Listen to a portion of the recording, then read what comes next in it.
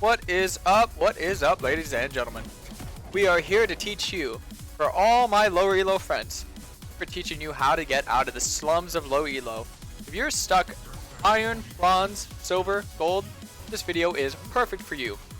Actually, I believe technically high elo starts at silver 2 plus, because that is the top 50% that people consider above the top 50% high elo. So, for all my lower elo friends, this video is here to teach you how to climb in low elo. First things first, I think a lot of people need to understand the champ they're playing and need to understand they need to be building and running the best runes for the champ they're playing.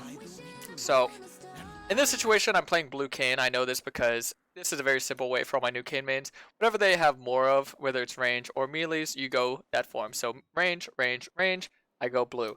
And if you know you're going blue, then you run these runes. I have a video that is made for people that don't know what form they're going. They can go purple Kayn. That's a different video. If you look at my main channel, just look up purple Kayn, you'll find it. Either way, we are here to talk about how to understand your champion. So first things first, if you know you're going blue, run these runes: Transcendence, Gathering Storm, Dark Harvest, Sudden Impact, Eyeball, and Ingenious Hunter. What am I getting ping for? One. Alright. Make sure that you're running all that. Make sure that you start blue smite, because whenever you go blue Kayn, you go blue smite. Always. No exceptions. Oh, I'm getting invaded, and my raptors level 1. Pretty cheeky. Pretty cheeky, but I can go counter that. So yeah, a lot of playing in lower elo. Just understanding that a lot of people will make mistakes, including you, including the enemy team, including your team. Now, the best way to win is consistency. So consistently being on the upper hand of the mistakes is how you climb. Don't allow yourself to tilt. Just play the game and enjoy what you got going on, you know?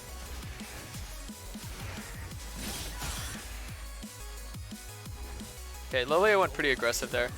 It's awkward. That was a very awkward game. I'm sure a lot of my lower elo friends definitely could relate to this type of game happening where people cheese you. See, if someone ever cheeses you, it's important to have early vision and be able to counter invade. See, she can't defend her top side while she's bot side. No, she can't be everywhere all at once. So you got to know how not to get cheesed. It's a huge thing for Kayn. Kayn gets cheesed quite often because people like to mess with his pathing because he's so good at pathing.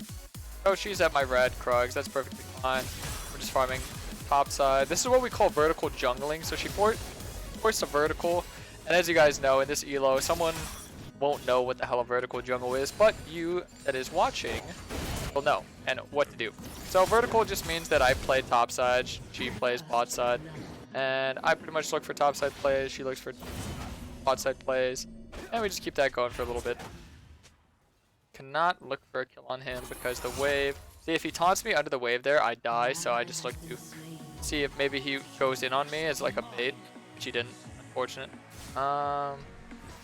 See, this game is an exact type of game that I'd want to happen, so I can explain how to exactly come back from this situation. So like I said, there's going to be plays made every second. There's going to be plays happening every second. So you have to know how to react to said plays, and you have to be able to, you know, not tilt and just focus.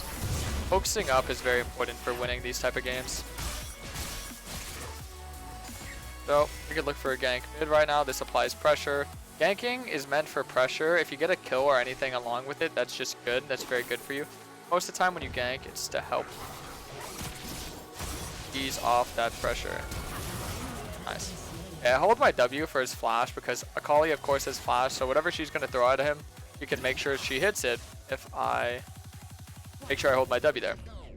Notice how whenever I'm ganking, I position myself in a situation where I'm walking alongside them instead of, you know, walking into them. A lot of people will walk into them. You need to make sure that you're tracking their flash. Every time you look for an early gank, you're watching to make sure that you know that they're gonna flash. You're like, okay, when are they gonna flash? When are they gonna flash? You always have to be ready for it. So just keep that in mind. Keep that in mind whenever you look for a gank. See, this is something that's advanced, but if you as a lower elo player want to do this, you can watch the map and look for where ganks are gonna be. See, this is how I know where ganks are gonna be based off the wave setup. So Lilia probably took bot scuttle. Ganking bot lane is very ambitious. I think playing top and mid is perfectly fine, especially just because Victor still gives me blue orbs. I'm getting in a very good cycle of farming right now just by doing this as well. I'm out CSing and I'm out kill participating the enemy jung, which is very important because as Kayn, Kayn's very different than most junglers, but as Kayn, you can get a good start. It pretty much just wins you the game because once you get your form, you turn into this insane demon of a champ. So I think Shen actually just killed himself like a Pega. Oh, nice. Okay, so Lily was there. I knew she was topside by the way that Shen was playing, but I didn't think she was in my topside jungle because that just didn't make sense. So I'm actually not going to shove this wave out because ideally that should be getting in a good position for Nasus, which is nice because you know, obviously he's doing pretty well up here. So knowing how to build is also very important, knowing what to get on each reset. Knowing what to get on each reset is a little bit advanced, but I'll try and explain to you. If I have 1100 gold, I'll get a serrated dirk. If I have less than 1100 gold, I'll get 2 long swords. Or maybe tier in the long sword, depending if you like tier. Some people do, some people don't. I like it, sometimes I don't. I never first buy Ionian boots because you don't have enough damage early on to do that. If I have 1400, I'll get serrated dirk and boots. If I have 1500, I'll get serrated dirk and tier. Or if you don't want to go tier, you can go serrated dirk longsword. You know, any of these things are fine. I'm going to force the dragon because I'm 6 and she's not. I have bot side advantage because their bot side just backed off. So even if she tries to steal this, it's going to work out well for me because she's pretty much killing herself to come try and steal this. Yeah, so that's just understanding when I can look for that type of play or not. So I actually have tier 2 boots advantage on her there. Oh. Oh. Then just got 6. Very, very troll for us to do that. I should have called off knowing Shen was about to be 6, but the thing is Shen punishes himself for doing that. See, we can get a very good punish on Shen because all I had to do is look to dive top after he did that because Nasus just got a bunch of free CS, free XP. So just think about what happens if Shen dies now. Oh, but I think Nasus took a really bad trade there. Yeah, he did. That's unlucky. He took a better trade there. We could have killed him. I'm just gonna clear camps around top and just see how this goes. Okay, so he's 6. See, now he's taking a good trade. Good long trade. I have E up soon. Oh. He lost? Well. Nice. Now I'll get the wave. Okay, so Lily is looking for me. She's gonna E soon. Sidestep. All you have to do. Wave shoving. So the wave will die no matter what. Shen dying there is very crucial for us to win this game because Shen misses out on a lot of CS and XP for ulting. That's why champs like this are very easy to punish.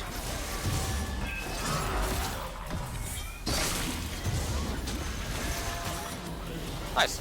I got form. She actually outplayed me there by outsmiting the Gromp. But I still got the benefit of it because I got a 1-for-1 in form. She did get a shutdown, but she uses her ult, and her ult is on a very long CD. I should look to make plays on the map. But the thing is, as Kayn, this is another thing that I tried to explain to you guys, but I'm just going to try and keep it simple. Keep it quick and simple. As blue Kayn, as red Kayn as well, you have a lot of damage when you get your form. Like I have serrated dirk and Warhammer, but I don't have enough damage to like make any insane plays. So unless I have my ult, I'm going to play smart. But I could make plays off my team because no matter what, as a jungler, especially if you have such high mobility, if I make a play off my team, it's pretty easy. Pretty easy, right? So all I have to do is pretty much be at the right place at the right time. And with this much mobility, it's very important, but make sure that you're also still prioritizing your farm. And like I mentioned earlier, notice how I said Shen ulted across the map and it was very bad for him? That is because, look at the tower plates. 3 tower plates are left, and that would obviously mean that we can easily secure. Oh, can easily secure. He can't auto both of us, so we might be able to win that. Yeah, so I have to make sure that we swap aggro, kind of like how you fight a raid boss. But you can just get the rift and force the top play. So this is just making sure you punish for every play, because like I say, if you're in lower elo, there's going to be constant mistakes. Even in the highest elos, there's going to be constant mistakes. So you make a mistake, they make a mistake. Secret to climbing in low elo isn't actually playing good, it's making less mistakes than the enemies. Playing good is what separates the low elo player from the high elo player. Climbing, you don't have to play good though. You can easily hit even Master, Grandmaster, possibly Challenger by just playing smart, because that is what is important. So a lot of you who play very risky, similar to me, I play very risky myself, just have to tone it down and know whenever you do make that risky play and you mess up, instantly go into damage control mode, start playing smarter, start playing safer, stop looking to force, just look to farm a little bit and then wait on a power spike. So a lot of people are wondering, what is a power spike?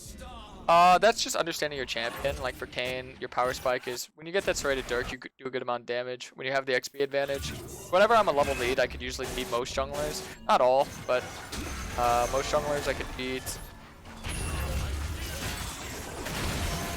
Okay, so make sure I hit her. So notice I focused the Vayne as my main target there in that situation, because Lilia's already a guaranteed kill, like she's already guaranteed dead. So I just look to force as hard as I can. Right? So this is a deep ward. Every time you make a play, you have to look for a punishment. If I look in the enemy jung and there's nothing to invade, I'll put a deep ward so I know. One, I check the camps to make sure I know when they spawn. So if I know when they spawn, I know when she's going to be around. And two, I have a ward, so I mean, I'll see her. I don't even need to guess. Like, the thing is, if camps are spawning on a certain side, it's pretty obvious the jung's going to be around there. Like, you know, top side is up, bot side isn't, so she's going to spawn and go straight top side, right? Oh, wait, that just killed my ward. Oh, bummer. Oh, I have another control ward. This one's going in the river. They're going to look for a dragon play, because look, he's warding all over. So Lilia's gonna farm her top side, come straight back down. And before she comes straight back down, I'm actually gonna have my ult up. See, I'm strong enough at this point because I have an XP advantage. Instead of a reset advantage, I have an XP advantage. So he farms her top side, she's top. And she's not there to cancel the bot play, so that's pretty good. I'm gonna look to poke that. Oh shoot, I misplayed that really bad. See, the reason why this is so important. Okay, that's perfect. I wanted to make Shen ult in because he dies guaranteed. There's no way Shen could come in 1v3 like that and live. If he gets punished, make sure the wave's shoved out. And like I said, look to punish. Every time you make a good play and don't make a bad play, that adds up. The enemies just get too, like, put far down. So being able to acknowledge that every time something happens, there's going to be a good play and a bad play. Like, oh, my team starts 0-4 before I even finish my full clear. I can't win. My team's so bad. Well, that's the thing, is people that are high elo, they have to deal with that all the time too, but it's about not tilting. Because one, if you tilted your team, not only did they get tilted, but they're gonna play worse. So they're playing bad, and then you're gonna make them play worse by typing to them. So don't type, just mute all, focus, look for the next play. Okay, so she stayed top, think about it, she stayed top, she made a play top, so that's giving and taking right there. So I made a play bot.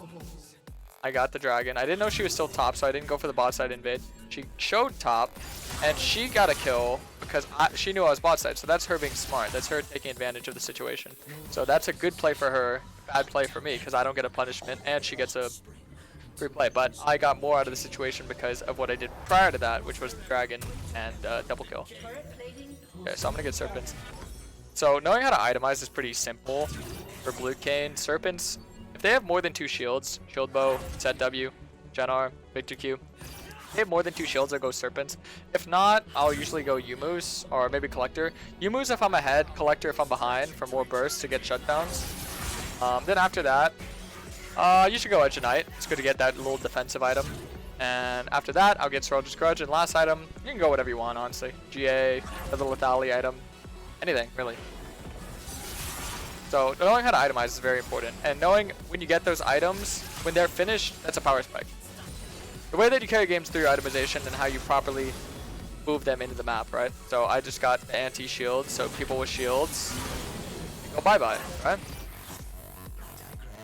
And this means I can stay on the map longer because I know that I'm stronger than them. And if I stay on the map longer, then I get more XP. And if I get more XP, then they're not going to be able to catch up. And the way that they do catch up is through catch-up XP. So the way that they get catch-up XP is if they get their camps. But if I take their camps, how are they going to catch up? So knowing how... That's funny. Knowing how to properly do this The thing about climbing, all the things I'm mentioning, you don't need to do most of them. Like, most of them you really don't need to do. All you have to do is one by one. Let's say you're a lower elo player. How about for the next like week, you just practice on pathing. That's it. That's all you have to do, practice on pathing. Then next you practice on building the right items. Simple. You take it step by step, really. I'm not expecting you guys, okay, I'm going to do everything Karasmai said in this next game. I'm going to climb, win every game. No, you take it gradual, you know. Focus one by one. Like, okay, fast pathing is important. Knowing when to reset is important, so get better at it. Practice one, and then practice the other. And then eventually you're just going to build into all that knowledge, and then you'll be playing a challenger with me. And you can say, hey, Karasmai, I took your advice, and here I am. I'll be like, hey, happy to see you, man. And then I'll take your LP and push you down and make fun of you. Kidding. I would never do that. Alright. So this is just abusing my high mobility. See, this is understand the champ of Kayn. Kayn's main strength is actually his mobility, so keep that in mind. My main strength is my mobility, so utilizing your mobility to the fullest potential. This means being able to farm camps all across the map, being able to rotate all across the map. Now the thing that Blue Kayn is weak in is team fighting, because Ross is obviously the team fighter. But if you want to go Blue Kayn and the enemy team is constantly grouping, that's when you go man immune. So if you ever were curious about me, you just took my wolf. What the hell? Well, if you're ever curious when to go man immune, oh wait, I'll let him die first. What? Oh, okay. Don't take my wolves. I don't like to share. Alright, so look, press tab, see he has no Zanya, kill him.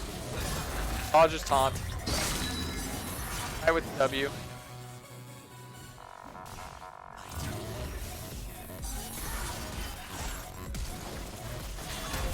I knew she was gonna do that, that's why I flashed.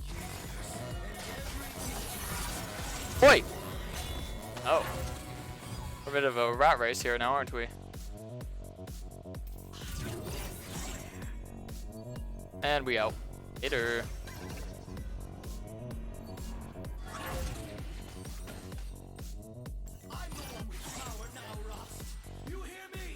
Alright, we get Grudge. Now you're probably wondering why am I getting Grudge instead of Edge Knight. It's because I'm a risky player. Obviously you'd want to get Edge Knight because like I said, playing safe. A lot of you're watching this video, you're like, oh, Karasmai, I've been in this position, I've been 16-1, but I couldn't end the game. Why is that? When you're ahead, this is good to learn as well, playing from behind is actually easier to play than playing from ahead. That's how the game is balanced. With shutdown and catch-up XP, the game is balanced to be easier to play from behind. So knowing how to win from ahead is actually harder. Statistically, look it up, I'm not even fucking with you. So, knowing how to end games when you're ahead is actually very simple, very easy. So what you want to do is you want to make sure that you secure the objectives, you're invading the enemy camps, and you're putting vision, because anytime the enemy jungle walks in the camp, I'm going to look to kill them. My camps aren't my camps. They're my team's camps. They can farm them all they want. My camps are the enemy's camps. My vision is in the enemy jungle. If I'm this ahead, now you have to make sure before you start going crazy in the enemy jungle, take out all the tier 1 towers. So tier 1 towers, let's make a checklist. Okay, objectives, dragon, rift, make sure you get those. Okay? If you're ahead, make sure you get those. 2, make sure you get all the tier 1 towers. Tier 1 equals that one, that one, that one. Make sure you get all those. And then you just go in the enemy jungle, start taking all the camps, looking for picks like that. Easy. Easy. That's it. Close the game out. Most of the time they'll just give up because they're tilted, but it's a for sure way to make sure that the game is guaranteed closed out, because like I said, it's easier to play from behind than it is to play from ahead. So if they catch up, you die, you gotta throw. A lot of people, they show me games. Karasmai went like 31-4. Why did I lose the game? It's because you gave 4 1k shutdowns. That's why. 4 1k shutdowns, and you get outscaled. Kayn has weaknesses, man. Believe it or not. Scaling is one of them. He doesn't outscale bruisers. He doesn't outscale tanks. He doesn't outscale mages. He doesn't outscale AD carries. Actually, no. I think AD carries are the one class he does outscale.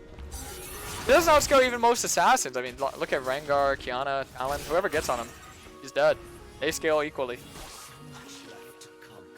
But that's something to keep in mind.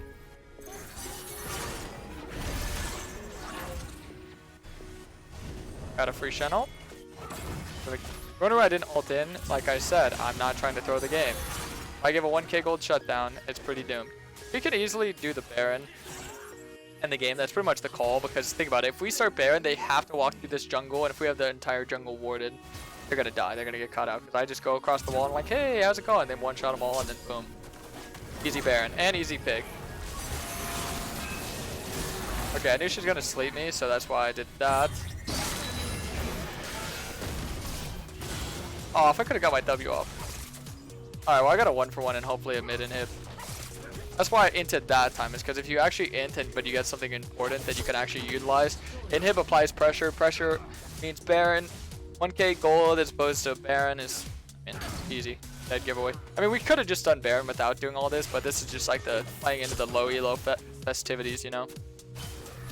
I like to play stupid because I am stupid, you know? I'm 1k LP challenger, but I play like a moron all the time. You can play like a moron and climb. I hope you guys know that. A lot of people think you play super smart, oh, free LP. Well, I mean, if that was true, coaches like LS would be challenger, but that's just not the case.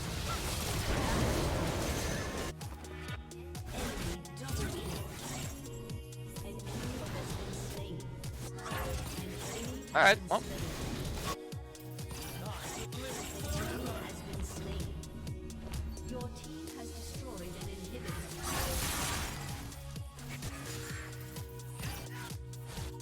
So we got inhib. And the way that you play this game, honestly, I would never recommend typing your team. But if you don't want to teach your team macro, I could teach you that. What do you do in this situation? Okay, so we have mid inhib. This is getting free pressure. Bot lane, if it gets pressured, what does that mean? They have to send 1 or 2 bot, right? 1 or 2 bot means that Baron's easier to do because they're not around. And if they're not around, and it's free. So, 1 bot or Baron, easy win. Nasus doesn't want to go bot, see? If you type it, sometimes they'll listen, sometimes they won't. It's kind of a coin flip. But grouping isn't a bad thing either. But ideally, like I said, blue Kayn shouldn't be grouping. So this is a very bad scenario. And they're also taking my blue. The Nasus, the 2 and 5 Nasus was the one trying to take my blue there. Interesting. And I want a Kali I can get, but the Nasus, no. Okay, so we didn't really set up good vision, but the good thing about Kayn is that your E actually tells you when enemies are there. So if I just E in the wall, whenever it gets kind of low, I can tell. Oh, I also can just rush it. Alright, so we're just going to look to get a pentakill, just for the content.